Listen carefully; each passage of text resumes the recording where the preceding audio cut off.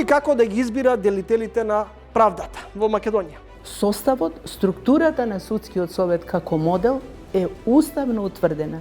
И затоа велам, за да се влезе во таква промена, како што се најавува, мора да се влезе и во уставни амандмани. Мандатот не е проблем, тој е гарант. Меѓутоа, селекцијата на судиите го детерминира составот на судството. Академијата на некој начин потврли околу изборот и начинот на кој беа избрани дел од кандидатите. На неколку пати потврли при изборот на кандидатите.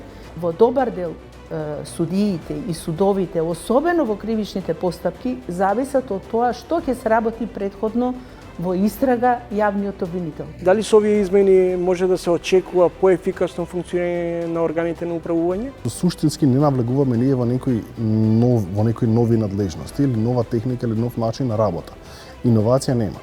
Без никаква изненада, победител на оваа партија и големото враќање на политичката сцена е на партија ГЕРБ на лидерот Бојко Борисов и бившиот премиер на Българија. Това е првото нешто. Второто е загубата на либералите. За македонската публика најпознатото име е Кирил Петков, бившиот премиер. Прогресот е само и исклучиво во новото, различното, посебното. Ова е ваша констатација.